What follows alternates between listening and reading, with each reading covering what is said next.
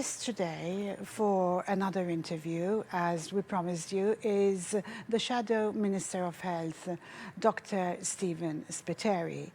And we're going to pick up where we left. We spoke last week to him. During the week, we had interviews with Dr. Giglio, with the leader of the opposition, Dr. Delia, about this topic. And we're going to carry on today. The deal started way back in 2014, for those who were not with us.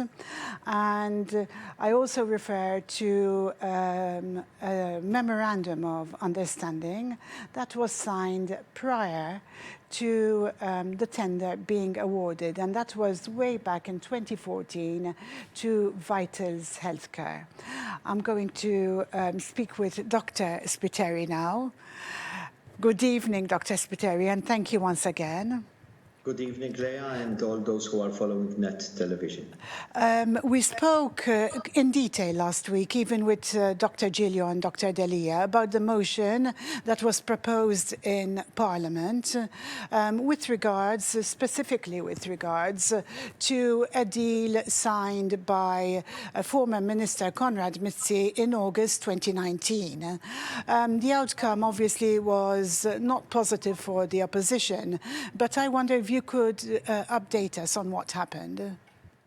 Yes, to start with, everybody can recall the shady deal between the government, the previous administration and Vitals. As you said, an MOU prior to issuing a tender, a non-transparent, unaccountable contract, which raised a lot of suspicions. Besides that, along the time that passed, now over 4.5 years from the signed deal, we have seen a lot of controversies, especially the recent one raised by a local media house, stating that Vitals or Steward today will eventually be paid back 100 million euros from the government, from our taxes, if they fail, even if they fail to their obligations, or even they adapt the situation to stop the contract themselves. This is unacceptable. This is unfair for the Maltese population, the citizens of Malta and Gozo. And so, as an opposition, we presented a motion so that we as a nationalist party, as an opposition, would state that we want our 3 hospitals back to the government, because that will assure a better service, better quality, and eventually what is being done at these 3 hospitals will be what the Maltese people deserve. Mm-hmm. The vote in Parliament this week, the outcome obviously wasn't good. Was it expected? I think it was expected because, as we can see on the government side, although we definitely know there are members there are even ministers or those who hold high positions who know that this deal is unacceptable and is not fair to the Maltese citizens, as I stated, they actually voted with the government to take the toe of the government. However, we as an opposition will continue to put pressure. We know that upcoming we have the Auditor General's review on the contract, which has been there for over 3 years now. We're awaiting the results. And hopefully we will, in the statement that will be issued, we will know what has happened actually in the contract, which has never been tabled or presented to the public. As we know, this is a public-private partnership. The government should represent the public. However, the government in this case is actually more on the side of the private investor than on the citizens or on the public side. And we as an opposition will continue doing pressure, because we know that what is ideal is this core service running these three hospitals should be led by the present administration or the government in the future. You lightly touched about investments. I wish to perhaps address the ownership of these two companies, of Vitals Global and Steward Healthcare. And there is some ambiguity. Where can we find some distinction about who is who and what belongs to whom?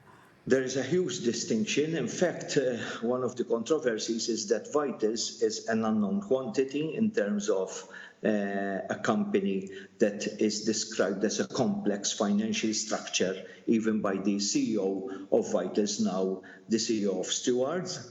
It seems that nobody knew or nobody knows who are Vitals actually. It seems that it is a company that was orchestrated to run these three hospitals for financial acquisition or profit or whatever it is. May I ask, financial acquisition to whom? To whom?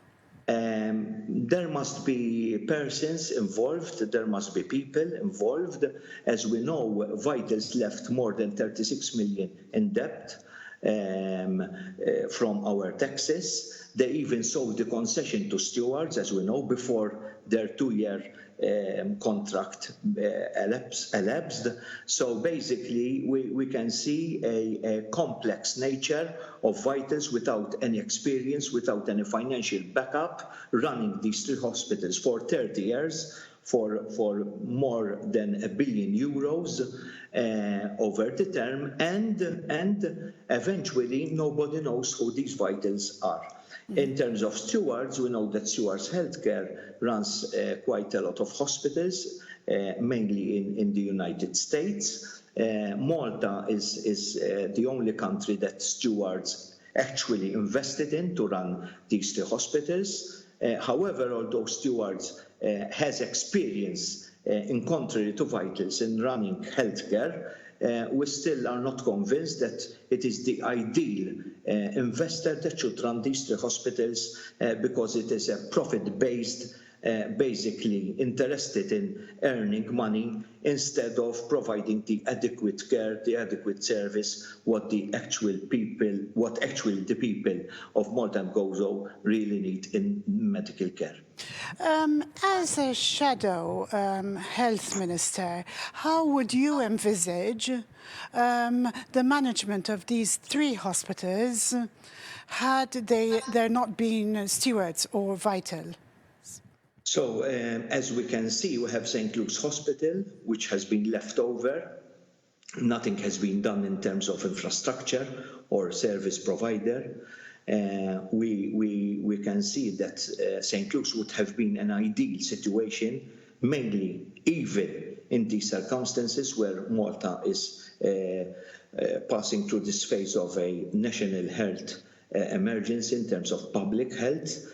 So it would have provided a new hospital with over 400 beds if the investment that had being done by Vitals or Stewards. I think this should be run by the government and by this administration that is running the country, because that will actually assure the best services and the best quality and the best investment in healthcare, as I said, as a core service. Yes. Do you have anything to add with regards to the current status? What are we going to see next in the story that unfolds and the plot becomes even thicker each week? Yes, as I said, we are awaiting the Auditor General's report. We have seen the present government even setting up a board to do the task of seeing what has been done with Vitals and Stewards in this regard. However, we are going to see what's going to be reported by the Auditor General, because that's a huge weight on what is going to follow. Dr. Spiteri, for another time, I thank you very much, and we'll touch base with you again next week. Thank you very much for your time. Thank you. Thank you. That was Dr. Stephen Spiteri, Shadow Minister of Health, with regards to the story that thickens all the time with regards to stewards and vitals and the contracts that have taken place. I will be with Dr. Giulio on Tuesday to explore the legalities of these contracts. Thank you for watching tonight. I'm Leah Hogg for Net News. I'll be with you tomorrow at 7 p.m. Good evening.